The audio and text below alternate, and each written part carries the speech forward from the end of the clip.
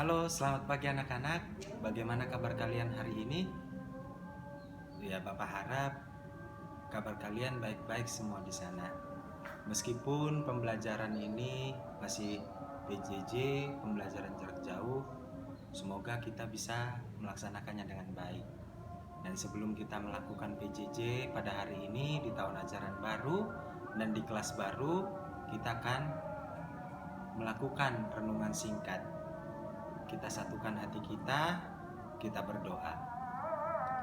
Allah Bapa yang kami sembah melalui nama anak-Mu Tuhan Yesus Kristus, kami bersyukur oleh karena kebaikan-Mu yang Kau berikan ke dalam kehidupan kami. Kiranya berkat dan penyertaan-Mu tak berkesudahan di dalam kehidupan kami, terlebih ketika kami melakukan aktivitas kami dan mendengarkan renungan pada saat ini. Berkati kami ya Tuhan, agar kami bisa mengerti dan memahami apa yang ingin Kau sampaikan ke tengah-tengah kami, dan biarlah kami bisa melakukannya di dalam kehidupan kami. Ampuni setiap dosa kami, agar kami layak disebut sebagai anak-anak-Mu. Dalam Kristus Yesus kami berdoa dan bersyukur kepadamu. Amin.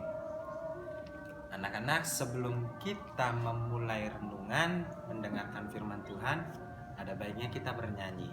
Pasti ada yang tahu lagunya King Kong Badannya Besar. Nah, Bapak akan menyanyikannya untuk kita semua, dan kalian mengikutinya di rumah masing-masing ya.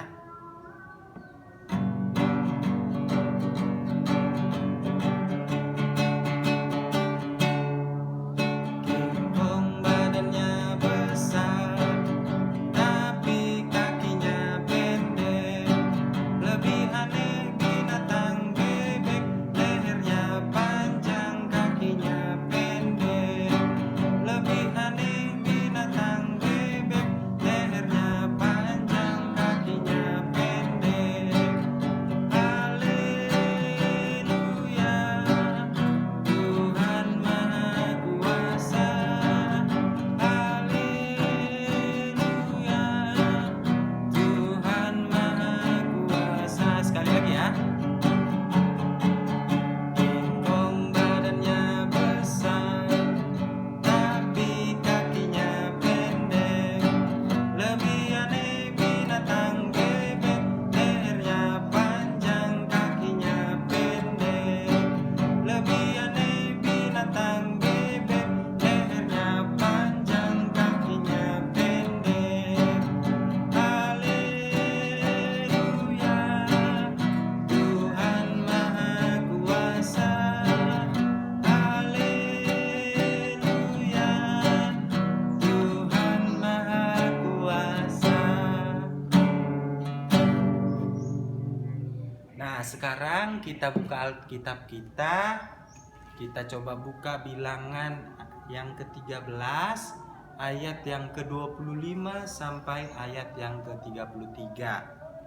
Bilangan 13 ayat 25 sampai ke-33. Bapak akan membacakannya untuk kita semua.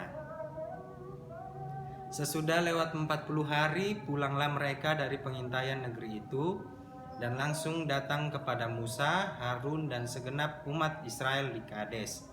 Di padang gurun Paran, mereka membawa pulang kabar kepada keduanya dan kepada segenap umat itu, dan memperlihatkan kepadanya sekaliannya hasil negeri itu.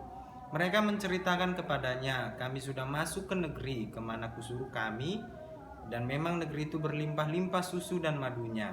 Dan inilah hasilnya. Hanya bangsa yang diam di negeri itu kuat dan kota-kotanya berkubu dan sangat besar.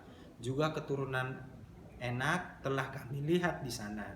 Orang Amalek diam di tanah Negeb, orang Het, orang Yebus, dan orang Amori diam di pegunungan. Orang Kanaan diam di sepanjang laut dan sepanjang tepi sungai Yordan. Kemudian Kaleb mencoba menenteramkan hati bangsa itu di hadapan Musa. Katanya, tidak, kita akan maju dan menduduki negeri itu, sebab kita pasti akan mengalahkannya. Tetapi orang-orang yang pergi ke sana bersama-sama dengan dia berkata, kita tidak dapat maju menyerang bangsa itu, karena mereka lebih kuat daripada kita. Juga mereka menyampaikan kepada orang Israel kabar busuk tentang negeri yang diintai mereka, dengan berkata, negeri yang telah kami lalui untuk diintai adalah suatu negeri yang memakan penduduknya. Dan semua orang yang kami lihat di sana adalah orang-orang yang tinggi perawakannya.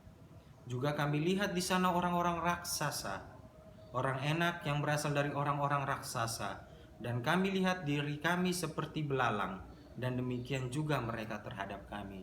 Demikian firman Tuhan. Anak-anak sekolah penabur SD, SDK, BPK Penabur Jamblang kelas 1 sampai kelas 3 yang terkasih, Bapak punya cerita ketika seorang anak menjalani kelas barunya. Ada 2 orang kakak beradik yang bernama Hanum dan Tami. Mereka memulai kelas baru.